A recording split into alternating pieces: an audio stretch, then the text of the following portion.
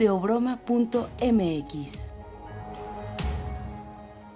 Hola, bienvenidos a Teobroma, mi nombre es Julio César Torres, gracias por escucharnos. Les recordamos que nuestros contenidos los pueden ver en la página teobroma.mx. Si ustedes escriben Teobroma con TH, eso es muy importante, van a poder ver todos nuestros podcasts y algunos otros artículos, así que los invitamos a visitar nuestro sitio. Doy la bienvenida en esta ocasión a Carmen Espinosa, la doctora Carmen Espinosa. ¿Cómo estás, Carmen? ¿Qué tal, Julio César? Y nuevamente nos acompaña Nayeli de la Cruz. Te agradezco mucho que estés nuevamente con nosotros, Nayeli. Gracias, es un placer de estar aquí de nuevo con ustedes. Pues fíjate que la vez pasada tocamos así muy de pasadita un tema que nos gustaría ampliar, que es el de el arriba y el abajo. ¿Cómo se relaciona esto con la literatura? Y vamos a hablar del arriba y el abajo en varios contextos. Pero bueno, por lo pronto me gustaría que lo relacionaras con esto de lo que nos hablabas la vez pasada. Sí, bueno, retomemos un poco. La vez pasada hablamos de las novelas de Efraín Hernández, La Paloma, El Sótano y la Torre. Sí. Que ya desde el título pues nos sugiere este manejo del arriba y el abajo, ¿no? Que en Efraín Hernández lo podemos encontrar muy bien ejemplificado con este sótano y la torre, que podríamos llamarlo como sótano, un desván, si nos remitimos a la terminología de Bachelard, ¿no? Y deseamos que, bueno, es los sótanos más ligados a la idea de malo, muy de la mano con esta idea de la sexualidad, los placeres, estos bajos instintos que se encuentran, ¿no? En esta parte, lo instintivo, lo subterráneo, ¿no? Donde se mueven estos seres, ¿no? Pienso un poco en los roedores, ¿no? Que si pensamos, Catito, de quien hablábamos la vez pasada, uno de los personajes centrales, toma mucho estas cualidades de roedor, ¿no? De moverse por abajo de la casa, por debajo de las camas para intentar este acercamiento con la tía Lina, que de alguna manera ya nos habla de estos, como mencionas tú, Carmen, estos instintos, ¿no? Este deseo, este contacto que busca el personaje. Y el arriba, que es un tanto Fulán, ¿no? Esta idea donde Fulán es el personaje que, bueno, no, que se enamora de Lina, pero donde en este caso siempre va este sentimiento amoroso primero que este deseo carnal que siente el opuesto, ¿no? O sea, Catito es lo erótico, lo carnal. Sí, muy erótico. Y Fulán es lo amoroso, o sea, lo más sutil, digamos. Sí, y de alguna manera yo creo que Efraín Hernández nos completa esta visión del amor, ¿no? Porque, bueno, seamos realistas, no puede ir una por allá y otra por acá, siempre van de la mano, ¿no? Esta idea del arriba y el abajo, ligada a lo que comentábamos anteriormente, que es la novela de Efraín Hernández, pero también es importante ver esta dicotomía del arriba y el abajo, la importancia que tiene en la tradición, no solo literaria, sino también a nivel cultural, ¿no? ¿Qué podemos decir con este arriba y este abajo? Que en la literatura es importantísimo, y aquí yo creo que es oportuno hablar de una novela importantísima, ¿no? En las letras italianas, como es la Divina Comedia de Dante, ¿no? Sí. Que, bueno, creo que todos en algún momento hemos leído algún pasaje de esta obra, ¿no? Sí, o típico que hablamos de ella sin leerla. Sí, también. Es que Dante dijo, y no le he leído nunca, pero cuando sacamos la cita de la wiki, de Santa Wiki. Pues yo vi el capítulo de Cantinflas Show, ¿no? También, por ejemplo, ¿no? Del inframundo, ¿no? Del inframundo, ¿no? Y que, bueno, aquí ya tenemos la idea del arriba y el abajo en Dante, ¿no? En este trayecto que hace la dama esta idea de los niveles que se van recorriendo, ¿no? Hasta llegar hacia el inframundo, como mencionas, ¿no, Julio? Sí. Y que en la obra de Efraín Hernández sí podemos hallar una intertextualidad entre La Paloma, El Sótano y la Torre y la Divina Comedia de Dante, ¿no? Hay un capítulo en La Paloma donde el personaje Fulán decide salir de su casa y aparentemente sigue todo un trayecto en línea recta, pero se va introduciendo en diferentes espacios que aparentemente son abiertos, pero al mismo tiempo son cerrados, ¿no? Puede introducirse en una calle, pero es una calle que siempre tiene un elemento que la cierra y que puede ser un árbol, un poste, y que, bueno, yo lo veo como un círculo, ¿no? Como esa figura perfecta, y que nos remite directamente a lo que es la Divina Comedia, ¿no? Estos círculos que van no uno detrás de otro, sino uno y abajo otro, ¿no? Y es así el personaje como camina en este lugar exterior, pero que sin duda el recorrido de Fulán por esas calles, esos jardines, esa fuente, ese parque, nos remite a la Divina Comedia de Dante, ¿no? O sea, como una obra del siglo XX, que es la obra de Fren Hernández, nos remite a una obra de toda una tradición, no solo en las letras italianas, pero también yo creo que en las letras en general, ¿no? Porque es un tema muy tocado, no solo por escritores, sino también por pintores. Yo creo que cualquier forma de manifestación artística lo ha tocado. Y en nuestra vida cotidiana lo tenemos presente, ¿no? Porque recuerdo en una visita que hiciste a Xochimilco, Carmen, sí, claro, que veíamos en la parroquia de San Bernardino de Siena, sí, veíamos un retablo de la Inmaculada Concepción. Sí, cómo está ordenado, ¿no? Que tú con toda esa maestría que tienes, Carmen, nos leíste este retablo, ¿no? Y bueno, yo solo te señalé que es curioso cómo este retablo está organizado entre arriba y abajo, ¿no? Así es.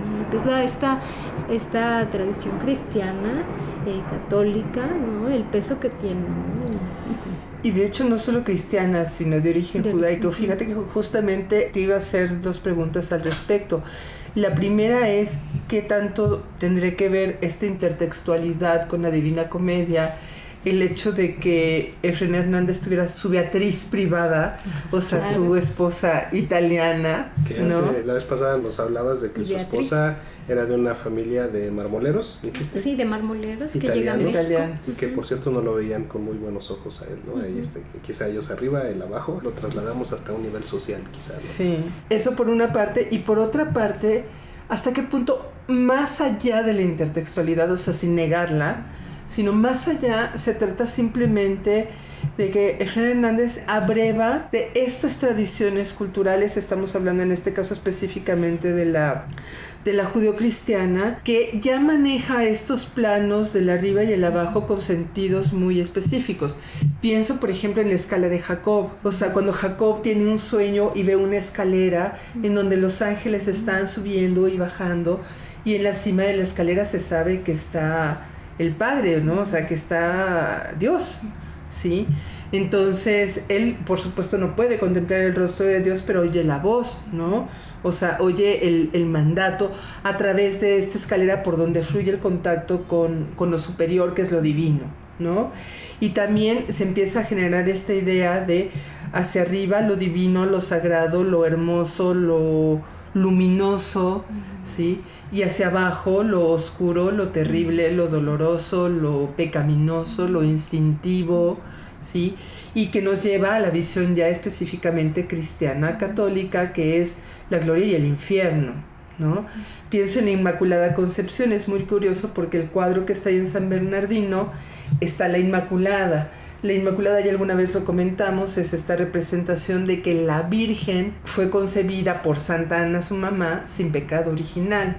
O sea, es la prueba fehaciente, se puede decir, de que María estaba de alguna manera elegida para ser la madre de Jesús. Pero en este cuadro lo interesante es que el arriba está marcado por el ascenso de la Virgen cuando va a la gloria y su coronación.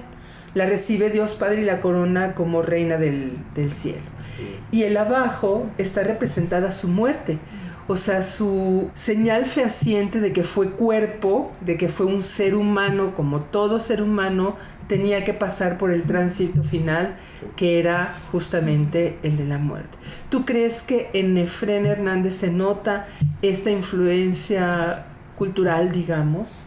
Yo creo que sí, sobre todo porque, voy a remitir un poco a las lecturas que hacía Fren Hernández, que son hacia la mística española, ¿no? Entonces yo creo que está presente ahí y no dudo que no lo había notado, pero yo creo que también podría haber ahí una como intertextualidad, ¿no? Con este ejemplo que pusiste de la escalera, ¿no? Y que bueno, esto lo conté en una anécdota de Fren Hernández, pero También el uso de este elemento como es la escalera está presente en los cuentos, ya sea que sube el personaje o baja, y remite mucho a esto que acabas de mencionar, Carmen, de la vida de la Virgen, de la Inmaculada, porque en un cuentito Efraín Hernández menciona que es un personaje que intenta dormir, pero comienza a imaginar una serie de cosas como es costumbre de los personajes de Efraín Hernández, y dice, bueno, el personaje dice que para poder bajar a la tierra necesita una escalera, ¿no? Para bajar a ese centro de la tierra, que es nuestra madre dulce, piadosa, ¿no?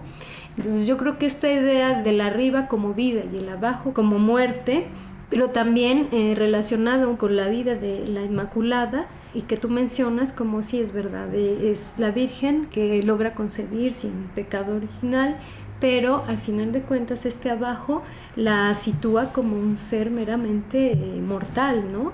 Y Efraín Hernández en este cuento yo creo que no es gratuito esta recurrencia por la escalera, ¿no? Que para el lector podría decir, ay, bueno, pero ¿por qué una escalera en este momento de la narración que está tan interesante? Claro, la escalera tiene esta presencia que tú mencionas, Carmen, ¿no?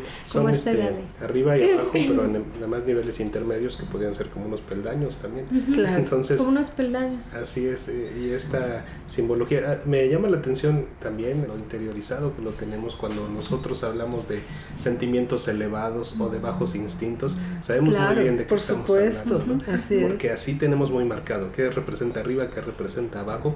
Pero también nos comentabas antes de grabar que en el caso de Efraín Hernández lo que está abajo no necesariamente es malo, entre comillas, o lo que está arriba no necesariamente es bueno. Eso también se me hace interesante. ¿Podrías hablarnos de ello? Sí, claro. Tenemos la idea, y esto, bueno, de hecho, uno de los estudiosos, que es Yuri Lotman, lo trabaja mucho en esta idea de ordenar el arriba y el abajo, ¿no? El dentro, el fuera, pero centrémonos en el arriba y el abajo, ¿no? Donde comúnmente, y lo dice Lotman en uno de sus artículos de la composición de la obra artística verbal, lo menciona, ¿no? Por lo regular, o comúnmente más bien, el arriba y el abajo está vinculado con esta idea de bueno y malo, ¿no? Sí, bueno y malo.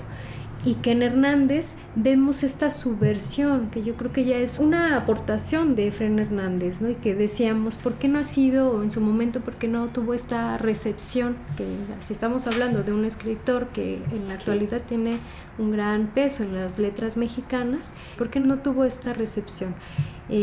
Porque, bueno, yo creo que, ya lo dije anteriormente, Efraín Hernández no es sencillo. Yo creo que ya al ver esta subversión de los valores arriba y abajo, ya nos habla un tanto de esta complejidad. Porque si lo leemos desde un plano, una primera lectura nos puede decir, ay, Catito está abajo, es malo, ¿no?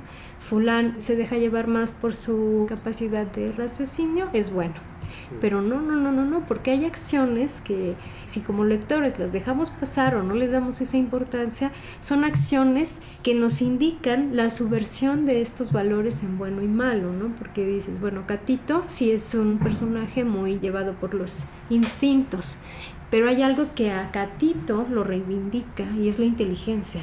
Catito es un ser muy inteligente, se mete en una serie de problemas, pero también se las arregla con una maestría para salir airoso de cualquier cosa que haga. Puede hacer la peor travesura, pero busca por todos los medios, sin dejar ningún cabo suelto, para que su fechoría no se descubra. Entonces ahí ya tenemos conjunto un arriba y un abajo. Un arriba que es la inteligencia y un abajo que es la maldad de Catito, ¿no? Entonces aquí hablaríamos de esa subversión donde en el mismo personaje sí se encuentra este bueno, pero también este malo, si lo queremos ver desde esa perspectiva. Pero que en Hernández se entiende más como inteligencia, ¿no? Inteligencia y este bajo instinto, ¿no? Esto porque, bueno, me preguntabas, ¿no? Sobre cómo es posible que en un escritor podemos encontrar estos dos valores, ¿no? Lo que Efraín Hernández los logra conjugar tan bien, sintetizarlos, que no podemos, yo creo que simplificarlo, esquematizarlo sí, fácilmente. Sí. Porque digo, el arriba y abajo está tan esquematizado, tan marcado, que estaba pensando desde la bamba hasta sirvientes y escaleras, ¿no? O sea, para bailar la bamba se necesita una escalera grande y otra chiquita, o sea, pero para bailar algo elevado, algo de calidad, necesitas aumentar tu nivel. Hasta, insisto, las serpientes escaleras, que si te toca la escalera, subes a alcanzar un premio. Y si te toca la serpiente, no solo bajas, sino bajas a un castigo, que puede ser la cárcel, o se puede ser quedarte sin movimientos, o puede ser, o sea, cosas medio terribles, ¿no? Entonces, revertir eso no le causó problemas, digamos, con las buenas conciencias que dijeran, este autor hay que dejarlo así como por la paz porque puede ser una mala influencia. No podría asegurarlo tal cual, pero yo creo que si yo me intento situar en un lector de aquella época, ¿no? Y yo creo que sí, quizá para mí hubiera sido un narrador que me hubiera prestado a cierto miedo. Bueno, este señor por dónde va o qué pretende, tirar toda una tradición. No creo que la intención de Hernández haya sido tirarla, no, más bien cuestionar. Y ese es uno de los papeles que hace, una de las funciones que tiene Hernández, cuestionar las formas establecidas, tanto a nivel estético, como yo creo que también muy cultural, y estas actitudes que nos dan los personajes, Catito sobre todo, cuestiona estas formas tan institucionalizadas de organizar no solo la narración, sino también a una sociedad, ¿no? Cómo está organizada una sociedad. Y eso es importante porque este arriba y este abajo no solo está presente en una manifestación artística, es plenamente cultural, ¿no? Nosotros en nuestra vida diaria también seguramente tenemos nuestros arribas y nuestros abajos, ¿no? Nuestros sitios predilectos, ¿no? Donde nos sentimos mejor y nos movemos mucho mejor, ¿no? Eso me lleva también a otra pregunta. Hablábamos un poco de la tradición judeocristiana occidental, pero sabemos que en México también hay otra vertiente de tradiciones culturales en relación con el arriba y el abajo, y son perfectamente conocidas, bueno, para muchas personas lectoras, por decirlo de alguna manera.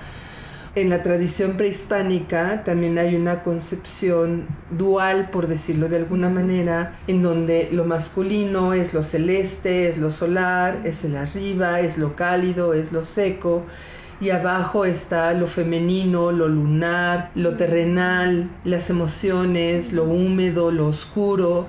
De alguna manera, aunque ya nos dijiste que Fren Hernández revierte o subvierte este orden, sí hay una influencia o se puede percibir alguna influencia de estas dualidades espaciales, norte, sur, arriba, abajo, en su literatura, desde la raíz prehispánica, por decirlo así. Sí, yo creo que con esta idea que él aborda en uno de los cuentos sobre cómo bajar a la madre tierra, yo creo que eso ya es una referencia muy prehispánica, ¿no?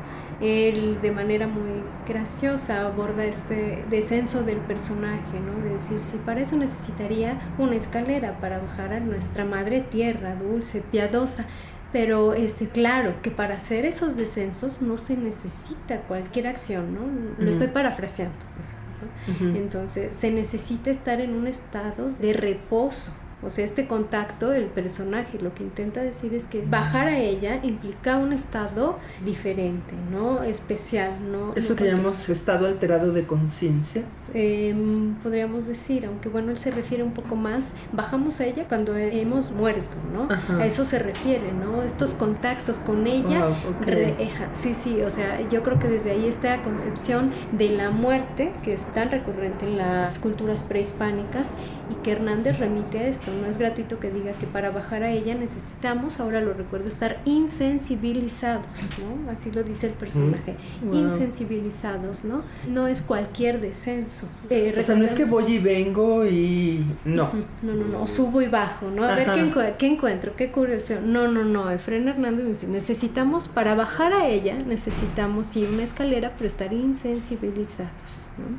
Yo creo que esto ya nos remite a esta concepción de muerte en esta cosmovisión prehispánica, ¿no? Este tema recurrente, ¿no? Que Hernández también lo toca bastante, esta idea de muerte, ¿no? Y situándolo un poco, o más bien vinculando la idea de muerte, pues con el abajo, ¿no? El arriba y el abajo, la muerte siempre abajo, ¿no? Entonces, además es muy curioso porque ya no es el infierno, es descender a la madre tierra, o sea, descender al origen finalmente. Al origen, ¿no? Y que aquí también podemos encontrar ya otra connotación del abajo, ¿no? Como esta idea del vientre materno, pero también aquel que nos da vida, pero también regresamos, o sea, es una idea muy circular, ¿no? De este abajo, ¿no? Porque donde sí, ahí inicia la vida, pero también ahí termina, ¿no? Pero eso nos habla también de un tanto el porqué de la riqueza de los personajes, porque finalmente no es solo, según te entiendo, que los personajes tengan todos características del arriba y del abajo, sino también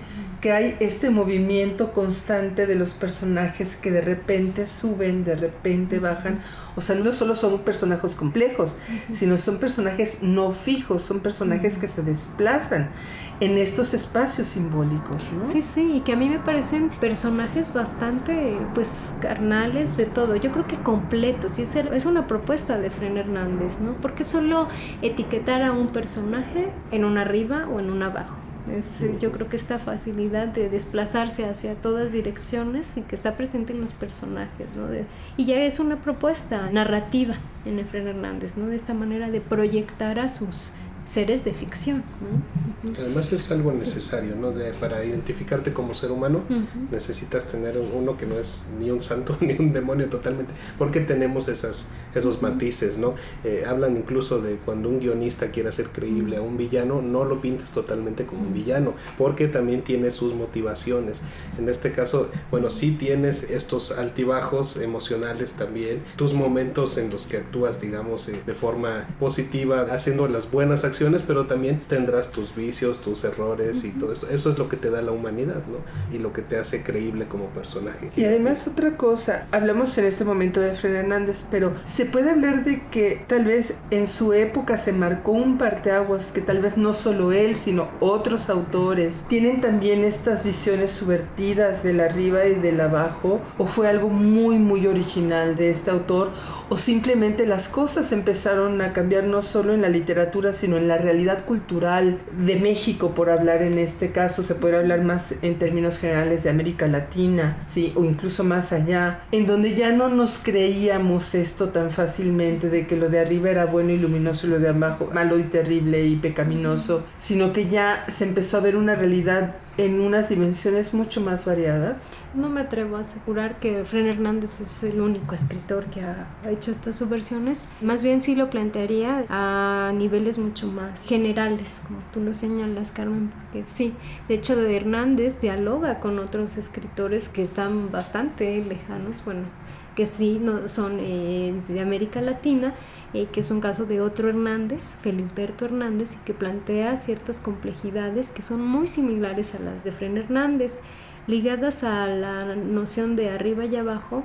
En Felisberto conozco la obra, no podría profundizar plenamente en ella y me atrevería a asegurar sí hace estos manejos de Fren Hernández, de el arriba y el abajo, pero de que sí marca tanto los dos Hernández, Felisberto Hernández el uruguayo y Fren Hernández el mexicano, sí marcan y hacen propuestas estéticas innovadoras, ¿no? Que de alguna manera sí plantean cómo a nivel de las letras latinas o de América Latina están sucediendo cambios, ¿no? Y cambios importantes a nivel de la narración, ¿no? Y que en la actualidad tienen peso en obras posteriores. Y sería importante ver estos diálogos entre estos dos escritores. ¿Qué está pasando, no? ¿Qué plantea? ¿Cuáles son las preocupaciones de un continente, ¿no? En esta ocasión. Y así yo creo que esta idea del arriba y el abajo es necesario llevar llevarla a términos más generales y ver qué pasa, cuál es la propuesta, qué preocupa a estos escritores de la época siglo XX, porque ambos son de siglo XX, qué sucede con ellos, ¿no? Y que yo creo que esto sería como una buena pregunta que quede abierta para aquellos que sean más interesados en obras de Felisberto. Sí, otros este autores, diálogo, ¿no? otros autores, sí. Es que fulanito tiene una propuesta también muy particular del arriba y del abajo. Sí, por ejemplo, otro caso es de José Donoso, ¿no?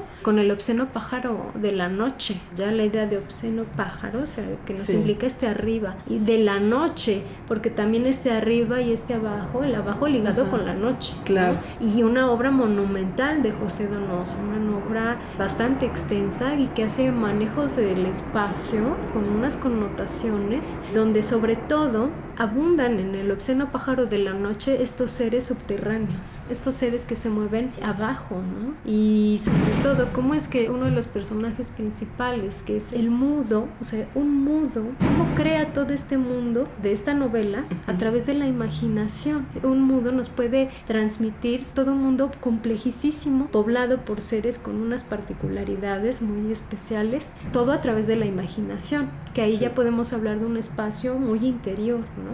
Aquí podríamos decir si ese espacio está organizado como arriba o abajo, si lo complejizamos, y que ya plantea, yo creo que Donoso, también esta problemática, ¿no? Y se une a este tipo de escritores muy espaciales. Lo que pasa es que de repente pareciera que de la nada, o del caos, como lo quieran ver según su muy propia perspectiva de la creación, surgió el boom de la literatura latinoamericana, ¿no? O sea, así como Huitzilopochtli, ¿no? Que nace de Coatlico ya armado y vestido con su rodela y con su macana y todo. Y pues no es así, ¿no? Estamos hablando de autores que realmente fueron originales, innovadores, que hicieron propuestas arriesgadas, que a lo mejor en su tiempo no fueron tan leídos o tan exitosos como otros, pero que van nutriendo transformaciones no solo literarias o del discurso, sino que forman parte de una transformación del pensamiento y de la perspectiva de la realidad en América Latina, y que todos estos nutrientes van a servir para que en un momento dado haya este florecimiento de la narrativa que conocemos como el boom de la literatura latinoamericana. Tú enfatizas constantemente el tema de la imaginación, las divagaciones, las ensoñaciones en tu autor y ahora también en Donoso. ¿Hasta qué punto estos autores y esta visión del espacio ya no tan simple, tan maniquea, de arriba bueno, abajo malo, sino cada vez más pluridimensional, se va a reflejar más tarde en la literatura o en el boom de la literatura latinoamericana, pero también en esta vinculación con un realismo que en su momento se ha llamado realismo maravilloso y que ya claramente en García Márquez se etiquetó como realismo mágico, porque finalmente este arriba y el abajo parece que también tiene que ver con una flexibilidad entre la realidad material física y una especie de realidad alterna, si me permiten decirlo así, que es la ensoñación, la imaginación, la creación humana, pero también lo que está y no está. Llámese entidades, fantasmas, fantasías, fantasmagorías, recuerdos, retrospecciones, ¿sí? Lo que está en el mundo o en la realidad material y lo que está pero no está.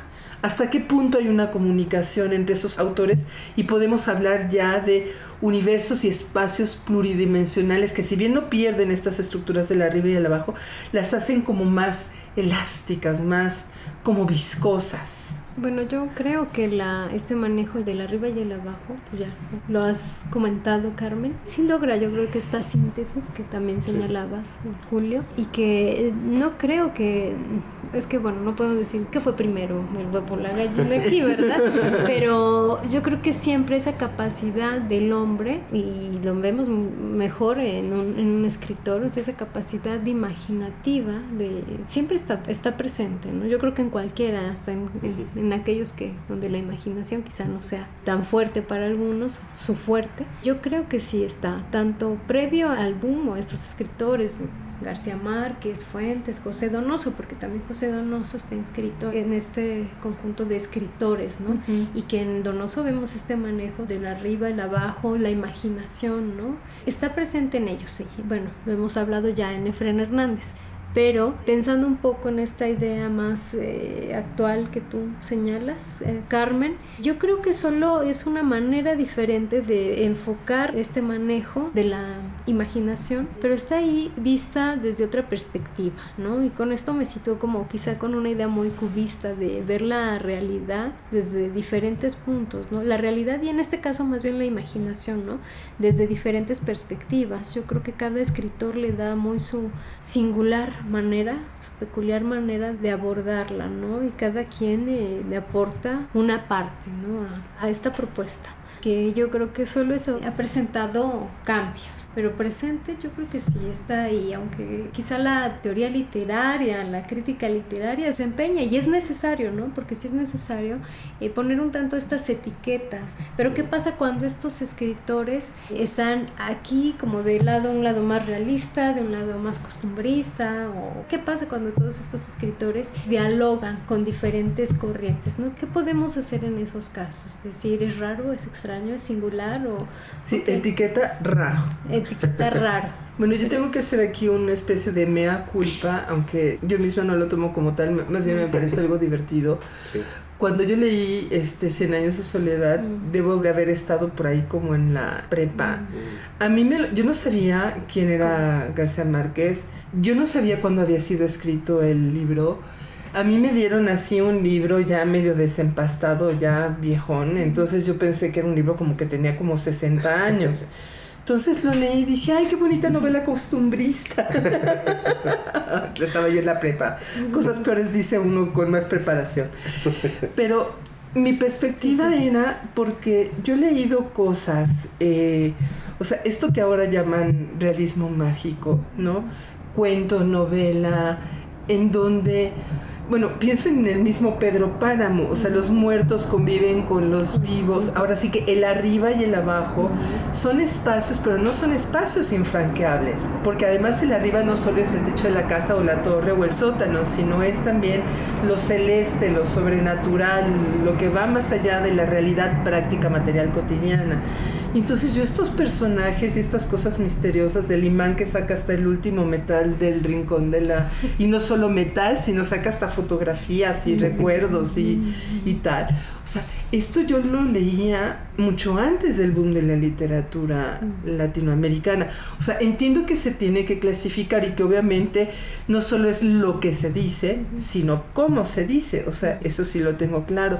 Pero a mí se me hace que de repente... Sobre todo ciertos críticos literarios europeos de primer mundo se encuentran con estas obras y descubren el hilo negro y el agua tibia. Bueno, para ellos sí fue una novedad, ¿no? Lo que para ellos sí. Es una novedad. Porque hablamos de formas diferentes de concebir el mundo, o sea, realidades culturales, ¿no? Así muy es. propias de cada lugar. Pues imagínate, países tan ordenados, tan objetivos, que se y ya encuentran pasados por un racionalismo, por un academicismo, por una perspectiva mucho más materialista de la realidad, pues sí se les suena así como, insisto, Exótico, descubrir el atractivo. exótico, atractivo, extravagante. Sí. Ajá, sí. Pero sí, yo sí veo que forma parte de una larga, no por menguar de ninguna manera, ni sus aportaciones literarias, ni mucho menos, pero sí lo veo como parte de una tradición mucho más larga, ¿no? Sí, que de hecho en una clase recuerdo que una profesora nos decía que bueno, ya todo estaba dicho, solo era necesario encontrar otra manera de decirlo, ¿no? Porque sí, es verdad, y yo creo que hay infinidad de cosas, temas, tópicos, etcétera, que ya han sido trabajados, pero ese es el plus, ¿no? El que llegue, que otra manera, usar el lenguaje, adaptarlo de acuerdo a la conveniencia del escritor, porque aquí sí es posible, un escritor puede manejar el lenguaje como mejor le crea conveniente para su obra, ¿no? Pero justo hace poco, haciendo una corrección de la tesis de maestría, busqué la palabra digresión en el diccionario de retórica y poética de Elena Beristain, ¿no? Donde, bueno, y busco esta palabra digresión, que es como muy frecuente, no solo en la literatura de vanguardia, que se caracteriza por estos rompimientos, estas innovaciones, ¿no? La literatura de vanguardia, y que sí, la digresión es una... Hernández, por ejemplo, la hace como una técnica narrativa que resulta que rompe la forma tradicional lineal de narrar una historia, y que también fue usada con otro tipo de connotaciones y formas en la literatura también del siglo XIX, muy previa. Claro. Pero también me encuentro que esta forma fragmentada que produce la digresión no solo ha sido frecuente en las vanguardias, sino se usaba muchísimo tiempo atrás, ¿no?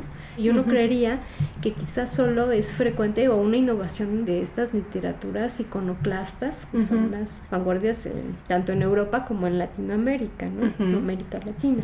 Entonces yo creo que es solo eso. Aquí nos regresamos a esta idea de que quizás sí, porque no hay verdades absolutas, sino intento plantear una, quizás sí ya todo esté dicho, solo hay que buscar una manera diferente de decirlo, ¿no? Y esto, bueno, un tanto relacionado con lo que hablábamos sobre el realismo mágico, como es que los estudiosos etiquetan, pero claro, para ellos porque es una manera diferente de concebir su realidad, y si se encuentran con otra como la nuestra, yo creo que sí, quizá a mí me sucedería lo mismo, ¿no? Claro.